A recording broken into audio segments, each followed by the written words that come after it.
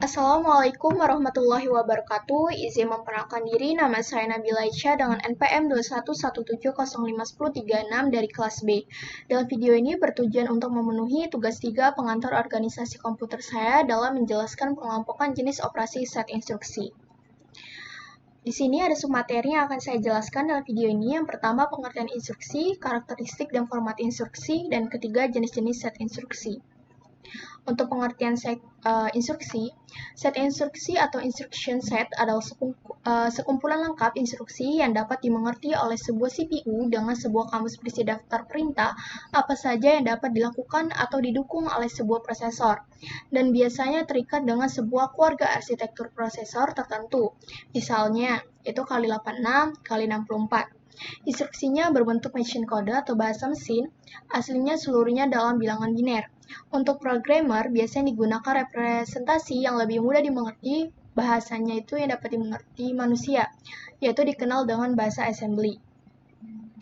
Selanjutnya, di sini ada karakteristik dan format instruksi.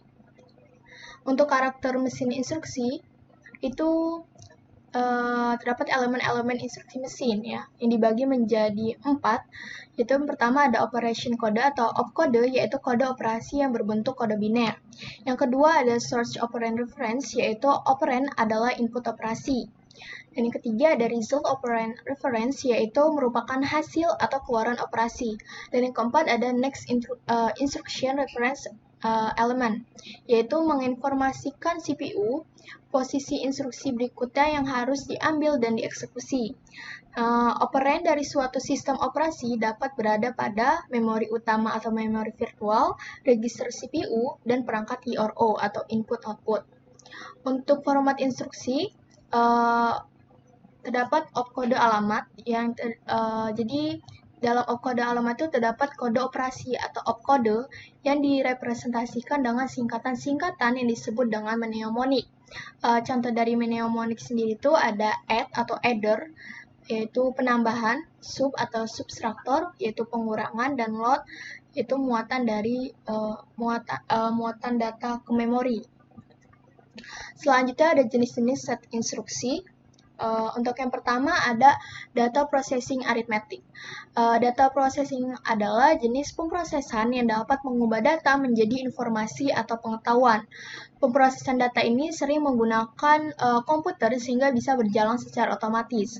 Setelah diolah, data ini biasanya mempunyai nilai yang informatif jika dinyatakan dan dikemas secara terorganisir dan rapi.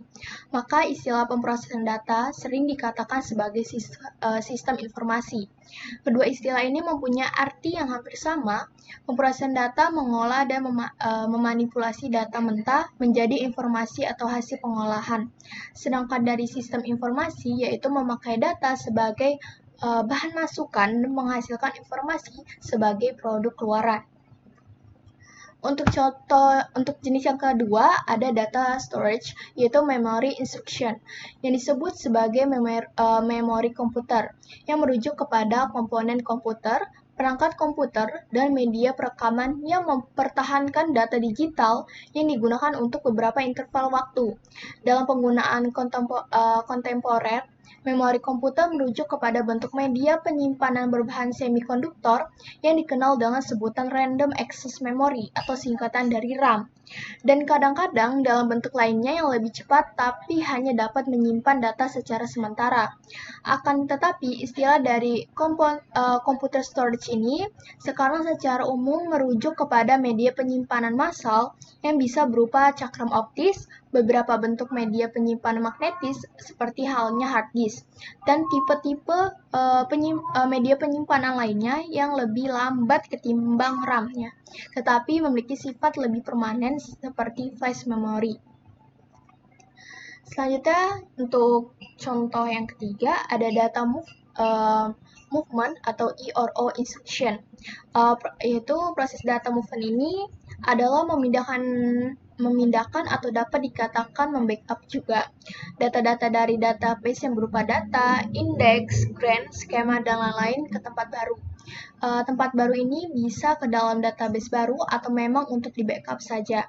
Jadi data move on ini terdiri dari dua bagian besar, yaitu ada load dan upload. Jadi difokuskan untuk memindahkan data yang berupa indeks atau data itu sendiri alias isi dari database tersebut. Selanjutnya yang kedua ada export dan import, yaitu difokuskan untuk memindahkan data secara lengkap mulai dari grain, skema, dan seluruhnya. Untuk jenis yang keempat ada control atau test and branch instruction ya. Jadi atau dalam bahasa Indonesia itu disebut dengan unit kendali dan dalam bahasa Inggris itu disebut dengan control unit atau singkatan dari CU, adalah salah satu bagian dari CPU yang bertugas untuk memberikan arahan atau kendali atau kontrol terhadap operasi yang dilakukan di bagian ALU atau arithmetic logical unit di dalam CPU tersebut.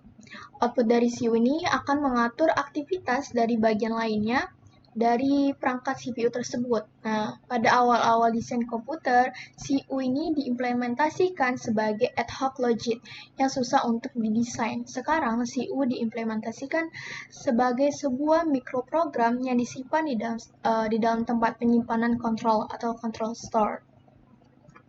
Ya, mungkin sekian penjelasan dari saya. Mohon maaf apabila ada kekurangan dan kesalahan kata.